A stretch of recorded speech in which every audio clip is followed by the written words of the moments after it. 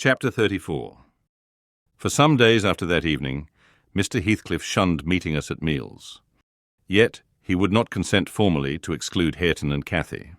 He had an aversion to yielding so completely to his feelings, choosing rather to absent himself. And eating once in 24 hours seemed sufficient sustenance for him. One night after the family were in bed, I heard him go downstairs and out at the front door. I did not hear him re-enter, and in the morning I found he was still away. We were in April then. The weather was sweet and warm, the grass as green as showers and sun could make it, and the 2 dwarf apple trees near the southern wall in full bloom. After breakfast, Catherine insisted on my bringing a chair and sitting with my work under the fir trees at the end of the house. And she beguiled Hareton, who had perfectly recovered from his accident, to dig and arrange her little garden, which was shifted to that corner by the influence of Joseph's complaints. I was comfortably revelling in the spring fragrance around, and the beautiful soft blue overhead, when my young lady, who had run down near the gate to procure some primrose roots for a border, returned only half laden, and informed us that Mr. Heathcliff was coming in. "And he spoke to me," she added, with a perplexed countenance. "What did he say?" asked Hareton. "He told me to be gone as fast as I could," she answered. But he looked so different from his usual look that I stopped a moment to stare at him. "How?" he inquired. "Why, almost bright and cheerful." "No, almost nothing, very much excited and wild, and glad," she replied. "Night walking amuses him then," I remarked, affecting a careless manner, in reality as surprised as she was, and anxious to ascertain the truth of her statement, for to see the master looking glad would not be an everyday spectacle. I framed an excuse to go in. Heathcliff stood at the open door. He was pale, and he trembled, yet certainly he had a strange joyful glitter in his eyes that altered the aspect of his whole face. "Will you have some breakfast?" I said. "You must be hungry, rambling about all night." I wanted to discover where he had been, but I did not like to ask directly. "No, I'm not hungry," he answered, averting his head, and speaking rather contemptuously, as if he guessed I was trying to divine the occasion of his good humour. I felt perplexed. I didn't know whether it were not a proper opportunity to offer a bit of admonition. "I don't think it right to wander out of doors," I observed, "instead of being in bed. It is not wise, at any rate this moist season. I dare say you'll catch a bad cold or a fever. You have something the matter with you now." "Nothing but what I can bear," he replied, "and with the greatest pleasure, provided you'll leave me alone. Get in, and don't annoy me."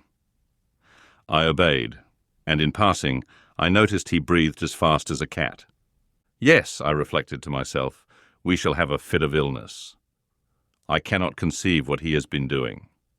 That noon he sat down to dinner with us, and received a heaped-up plate from my hands, as if he intended to make amends for previous fasting.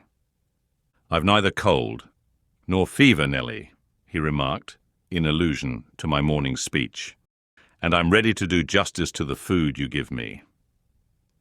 He took his knife and fork and was going to commence eating, when the inclination appeared to become suddenly extinct. He laid them on the table, looked eagerly towards the window, then rose and went out. We saw him walking to and fro in the garden while we concluded our meal, and Earnshaw said he'd go and ask why he would not dine. He thought we had grieved him some way. "Well, is he coming?" cried Catherine when her cousin returned. "Nay," he answered, "but he's not angry. He seemed rarely pleased indeed, only I made him impatient by speaking to him twice, and then he bid me be off to you. He wondered how I could want the company of anybody else." I set his plate to keep warm on the fender, and after an hour or two he re-entered, when the room was clear, in no degree calmer. The same unnatural, it was unnatural, appearance of joy under his black brows. The same bloodless hue, and his teeth visible, now and then, in a kind of smile. His frame shivering, not as one shivers with chill or weakness, but as a tight-stretched cord vibrates, a strong thrilling rather than trembling. I will ask what is the matter, I thought. Or who should? And I exclaimed, "Have you heard any good news, Mr. Heathcliff?" You look uncommonly animated." "Where should good news come from to me?" he said. "I'm animated with hunger, and seemingly I must not eat." "Your dinner is here," I returned. "Why won't you get it?" "I don't want it now," he muttered hastily. "I'll wait till supper. And Nelly, once for all, let me beg you to warn Hareton and the other away from me. I wish to be troubled by nobody. I wish to have this place to myself." "Is there some new reason for this banishment?" I inquired. "Tell me why you are so queer, Mr. Heathcliff. Where were you last night? I'm not putting the question through idle curiosity, but—" "You are putting the question through very idle curiosity," he interrupted with a laugh. "Yet I'll answer it. Last night I was on the threshold of hell. Today I am within sight of my heaven. I have my eyes on it. Hardly 3 feet to sever me. And now you'd better go. You'll neither see nor hear anything to frighten you if you refrain from prying." Having swept the hearth and wiped the table, I departed, more perplexed than ever. He did not quit the house again that afternoon, and no one intruded on his solitude, till, at 8 o'clock, I deemed it proper, though unsummoned, to carry a candle and his supper to him. He was leaning against the ledge of an open lattice, but not looking out. His face was turned to the interior gloom. The fire had smouldered to ashes. The room was filled with the damp, mild air of the cloudy evening, and so still that not only the murmur of the beck-down Gimmerton was distinguishable, but its ripples and its gurgling over the pebbles, or through the large stones which it could not cover. I uttered an ejaculation of discontent at seeing the dismal grate and commenced shutting the casements, one after another, till I came to his. "Must I close this?" I asked, in order to rouse him, for he would not stir. The light flashed on his features as I spoke. Oh, Mr. Lockwood, I cannot express what a terrible start I got by the momentary view, those deep black eyes, that smile and ghastly paleness. It appeared to me, not Mr. Heathcliff, but a goblin. And in my terror, I let the candle bend towards the wall, and it left me in darkness. "Yes, close it," he replied in his familiar voice. "There, that is pure awkwardness. Why did you hold the candle horizontally? Be quick, and bring another." I hurried out in a foolish state of dread, and said to Joseph, "The master wishes you to take him a light and rekindle the fire." For I dared not go in myself again just then. Joseph rattled some fire into the shovel and went, but he brought it back immediately, with the supper tray in his other hand, explaining that Mr. Heathcliff was going to bed, and he wanted nothing to eat till morning. We heard him mount the stairs directly. He did not proceed to his ordinary chamber, but turned into that with the panelled bed. Its window, as I mentioned before, is wide enough for anybody to get through, and it struck me that he plotted another midnight excursion, of which we had no suspicion. "Is he a ghoul or a vampire?" I mused.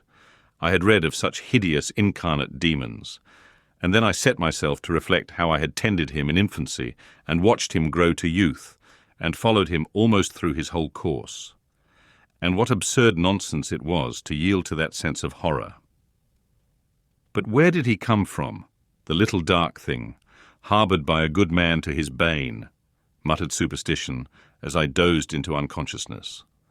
And I began, half dreaming, to weary myself with imagining some fit parentage for him, and repeating my waking meditations, I tracked his existence over again, with grim variations, at last picturing his death and funeral, of which all I can remember is being exceedingly vexed at having the task of dictating an inscription for his monument, and consulting the sexton about it, and as he had no surname, and we could not tell his age, we were obliged to content ourselves with the single word, Heathcliff. That came true, we were. If you enter the kirkyard, you'll read, on his headstone, only that, and the date of his death. Dawn restored me to common sense. I rose, and went into the garden as soon as I could see, to ascertain if there were any footmarks under his window. There were none. He has stayed at home, I thought, and he'll be all right today. I prepared breakfast for the household, as was my usual custom, but told Hareton and Catherine to get theirs, ere the master came down, for he lay late.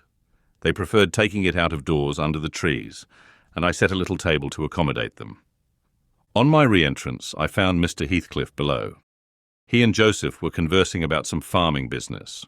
He gave clear, minute directions concerning the matter discussed, but he spoke rapidly and turned his head continually aside, and had the same excited expression, even more exaggerated. When Joseph quitted the room, he took his seat in the place he generally chose, and I put a basin of coffee before him. He drew it nearer and then rested his arms on the table, and looked at the opposite wall, as I supposed, surveying one particular portion up and down, with glittering, restless eyes, and with such eager interest that he stopped breathing during half a minute together. "Come now," I exclaimed, pushing some bread against his hand. "Eat and drink that while it is hot. It has been waiting near an hour." He didn't notice me, and yet he smiled. I'd rather have seen him gnash his teeth than smile so. "Mr. Heathcliff, master," I cried, "don't for God's sake stare as if you saw an unearthly vision." "Don't, for God's sake, shout so loud," he replied. "Turn round and tell me, are we by ourselves?" "Of course," was my answer. "Of course we are." Still, I involuntarily obeyed him, as if I was not quite sure. With a sweep of his hand, he cleared a vacant space in front among the breakfast things, and leant forward to gaze more at his ease. Now I perceived he was not looking at the wall, for when I regarded him alone, it seemed exactly that he gazed at something within 2 yards distance. And whatever it was, it communicated, apparently, both pleasure and pain in exquisite extremes. At least the anguished yet raptured expression of his countenance suggested that idea. The fancied object was not fixed either. His eyes pursued it with unwearied diligence, and even in speaking to me, were never weaned away. I vainly reminded him of his protracted abstinence from food. If he stirred to touch anything in compliance with my entreaties, if he stretched his hand out to get a piece of bread, his fingers clenched before they reached it, and remained on the table forgetful of their aim. I sat, a model of patience, trying to attract his absorbed attention from its engrossing speculation, till he grew irritable and got up, asking why I would not allow him to have his own time in taking his meals, and saying that on the next occasion I needn't wait. I might set the things down and go. Having uttered these words, he left the house, slowly sauntered down the garden path, and disappeared through the gate. The hours crept anxiously by. Another evening came. I did not retire to rest till late, and when I did, I could not sleep. He returned after midnight, and instead of going to bed, shut himself into the room beneath. I listened and tossed about, and finally dressed and descended. It was too irksome to lie there, harassing my brain with 100 idle misgivings. I distinguished Mr. Heathcliff's step, restlessly measuring the floor, and he frequently broke the silence by a deep inspiration, resembling a groan. He muttered detached words also. The only one I could catch was the name of Catherine, coupled with some wild term of endearment or suffering, and spoken as one would speak to a person present, low and earnest, and wrung from the depth of his soul. I had not courage to walk straight into the apartment, but I desired to divert him from his reverie, and therefore fell foul of the kitchen fire, stirred it, and began to scrape the cinders. It drew him forth sooner than I expected. He opened the door immediately and said, "Nelly, come here. Is it morning? Come in with your light." "It is striking 4, I answered. "You want a candle to take upstairs. You might have lit one at this fire." "No, I don't wish to go upstairs," he said. "Come in and kindle me a fire and do anything there is to do about the room." "I must blow the coals red first, before I can carry any," I replied, getting a chair and the bellows. He roamed to and fro, meantime, in a state approaching distraction, his heavy sighs succeeding each other so thick as to leave no space for common breathing between. "When day breaks, I'll send for Green," he said.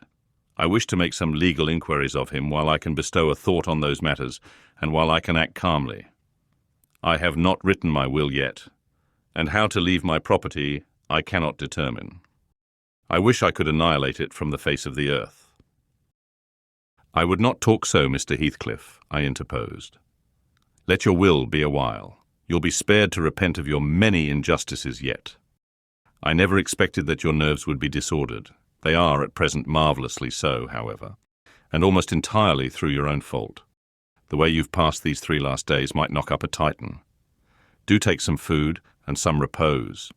You need only look at yourself in a glass to see how you require both. Your cheeks are hollow, and your eyes bloodshot, like a person starving with hunger and going blind with loss of sleep." "It is not my fault that I cannot eat or rest," he replied. "I assure you it is through no settled designs. I'll do both as soon as I possibly can. But you might as well bid a man struggling in the water rest within arm's length of the shore. I must reach it first, and then I'll rest. Well, never mind, Mr. Green. As to repenting of my injustices, I've done no injustice, and I repent of nothing. I'm too happy, and yet I'm not happy enough.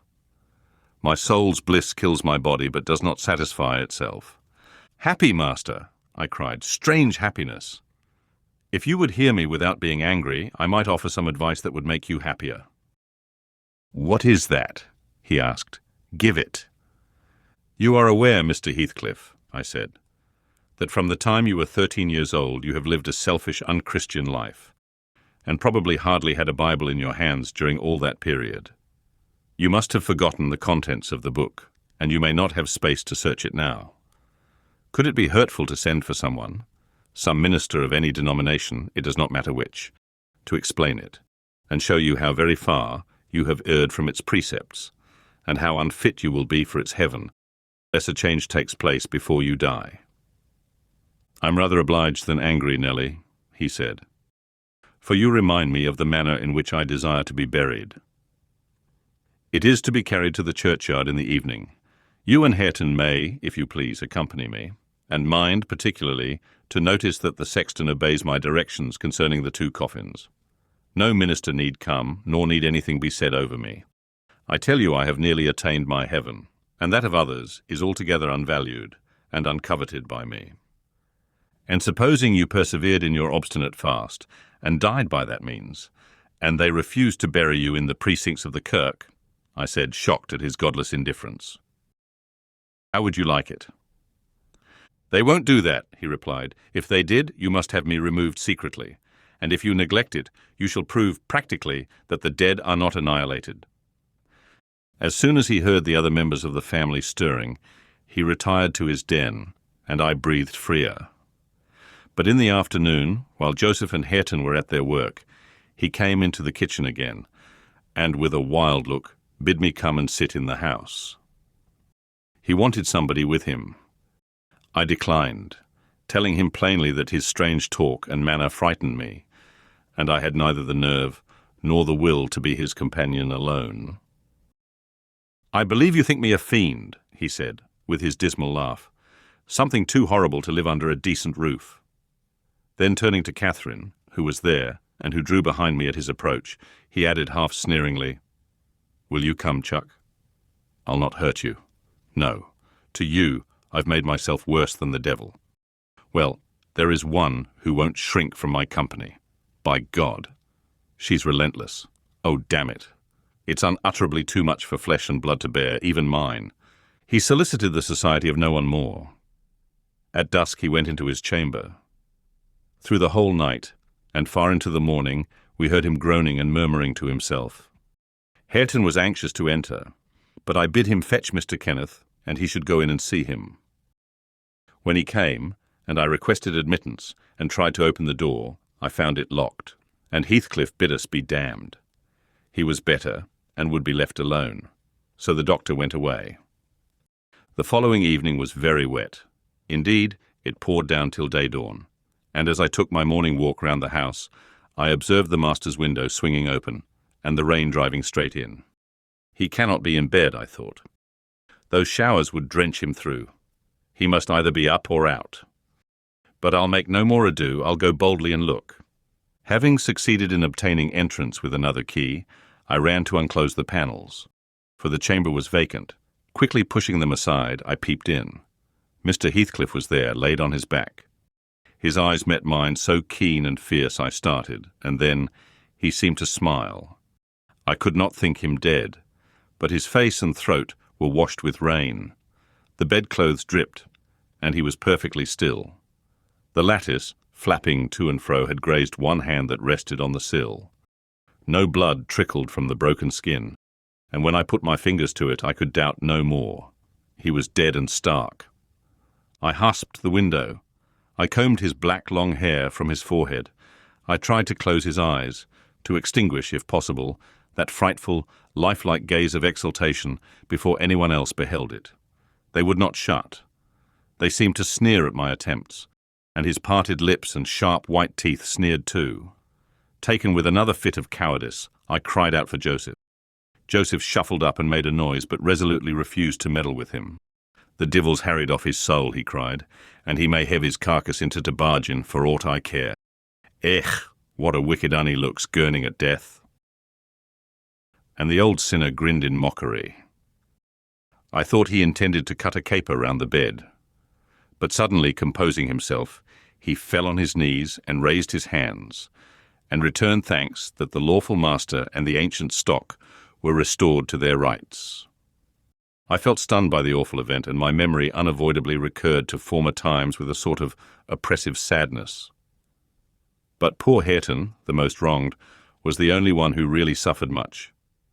He sat by the corpse all night, weeping in bitter earnest. He pressed its hand and kissed the sarcastic, savage face that everyone else shrank from contemplating, and bemoaned him with that strong grief which springs naturally from a generous heart, though it be tough as tempered steel. Mr. Kenneth was perplexed to pronounce of what disorder the master died. I concealed the fact of his having swallowed nothing for 4 days, fearing it might lead to trouble. And then, I am persuaded, he did not abstain on purpose. It was the consequence of his strange illness, not the cause. We buried him, to the scandal of the whole neighbourhood, as he wished. Earnshaw and I, the sexton, and 6 men to carry the coffin, comprehended the whole attendance. The 6 men departed when they had let it down into the grave. We stayed to see it covered. Hareton, with a streaming face, dug green sods and laid them over the brown mould himself. At present it is as smooth and verdant as its companion mounds, and I hope its tenant sleeps as soundly. But the country folks, if you ask them, would swear on the Bible that he walks. There are those who speak to having met him near the church and on the moor, and even within this house. Idle tales, you'll say, and so say I. Yet that old man by the kitchen fire affirms he has seen 2 on him looking out of his chamber window on every rainy night since his death. And an odd thing happened to me about a month ago. I was going to the Grange one evening, a dark evening, threatening thunder, and just at the turn of the heights, I encountered a little boy with a sheep and 2 lambs before him. He was crying terribly, and I supposed the lambs were skittish and would not be guided. "What is the matter, my little man?" I asked. "There's Heathcliff and a woman yonder under to nab," he blubbered, "and I darnut pass 'em." I saw nothing, but neither the sheep nor he would go on, so I bid him take the road lower down. He probably raised the phantoms from thinking, as he traversed the moors alone, on the nonsense he had heard his parents and companions repeat. Yet still, I don't like being out in the dark now, and I don't like being left by myself in this grim house. I cannot help it. I shall be glad when they leave it and shift to the Grange." "They are going to the Grange, then?" I said. "Yes," answered Mrs. Dean, "as soon as they are married, and that will be on New Year's Day." "And who will live here then?" "Why, Joseph will take care of the house, and perhaps a lad to keep him company. They will live in the kitchen, and the rest will be shut up." "For the use of such ghosts as choose to inhabit it?" I observed. "No, Mr. Lockwood," said Nelly, shaking her head. "I believe the dead are at peace, but it is not right to speak of them with levity." At that moment the garden gate swung to. The ramblers were returning. "They are afraid of nothing," I grumbled, watching their approach through the window. Together they would brave Satan and all his legions. As they stepped onto the doorstones and halted to take a last look at the moon, or more correctly at each other by her light, I felt irresistibly impelled to escape them again, and pressing a remembrance into the hand of Mrs. Dean, and disregarding her expostulations at my rudeness, I vanished through the kitchen as they opened the house door, and so should have confirmed Joseph in his opinion of his fellow servant's gay indiscretions, had he not fortunately recognized me for a respectable character by the sweet ring of a sovereign at his feet. My walk home was lengthened by a diversion in the direction of the kirk. When beneath its walls I perceived decay had made progress, even in 7 months. Many a window showed black gaps deprived of glass, and slates jutted off here and there, beyond the right line of the roof, to be gradually worked off in coming autumn storms. I sought and soon discovered the 3 headstones on the slope, next the moor, the middle one grey and half buried in heath, Edgar Linton's only harmonised by the turf and moss creeping up its foot, Heathcliff's still bare. I lingered round them, under that benign sky, watched the moths fluttering among the heath and harebells, listened to the soft wind breathing through the grass, and wondered how anyone could ever imagine unquiet slumbers for the sleepers in that quiet earth.